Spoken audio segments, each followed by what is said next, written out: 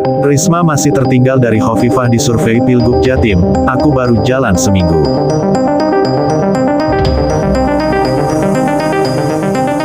Masih tertinggal dari petahana Hovifah Indar Parawansa dalam survei di Pilgub Jatim 2024 versi Poltreking Indonesia, Tri Risma Harini alias Risma angkat suara. Usai menghadiri rapat kerja cabang khusus Rakercapsus DPC PDIP Surabaya di Grand Empire Palace, Kamis tanggal 19 September tahun 2024 malam, Risma menyebut dirinya baru seminggu turun ke masyarakat setelah resmi dipasangkan dengan Zahrul Azhar Asumta alias Gus Hans. Aku baru jalan seminggu, Mbak.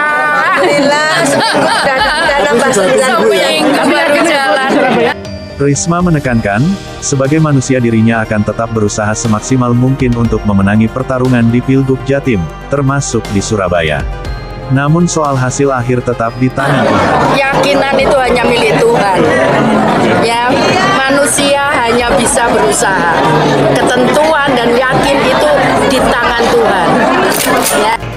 Dalam survei yang dilakukan Poltreking Indonesia pada 4-10 September tahun 2024 di 38 kabupaten dan kota se-Jatim, Hovifah Emil memuncaki keterpilihan.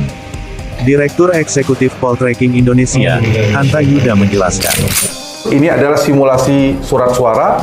Kita lihat pasangan Hovifah Indar Parawansa Emil Elestianto Dardak sebesar 57,3%. Kemudian Tri Risma Harini Zahrul Azhar Asumta perolehan elektabilitasnya 22,7%. Kemudian Lulu Nur Hamidah Lukmanul Hakim sebesar 2,2%. Sisanya 17,8% mengatakan tidak tahu dan tidak jawab. Kalau diperhatikan, selisih antara Hovifah Emil dengan Risma Gus Hans memang cukup jauh, hampir 3 kali lipat. Begitu juga dengan Luluk Lukman yang semakin jauh. Nah, tetapi angka ini di sisa 2,5 bulan ke depan tentu masih memiliki kemungkinan pergeseran undecided ini akan kemana. Bisa memiliki potensi ketiga pasangan ini, mereka pada hari H tentu ini menjadi 0 yang hadir di TPS tentunya. Menurut Hanta Yuda, angka ini bisa memberi gambaran awal informasi kepada warga Jatim, bahwa kekuatan Hovifah Emil cukup kuat bahkan bisa dikatakan tangguh melampaui angka psikologis incumbent. Tetapi di saat yang sama, Risma Gus Hans sebagai penantang juga potensi tumbuh di angka 22,7%. Sedangkan Luluk Lukman relatif sangat rendah, sulit mengimbangi keduanya. Nah, tinggal pada undecided ini akan kemana? Rumusnya, dalam hukum elektoral, incumbent atau petahana relatif memang lebih bisa cenderung turun ketimbang naik.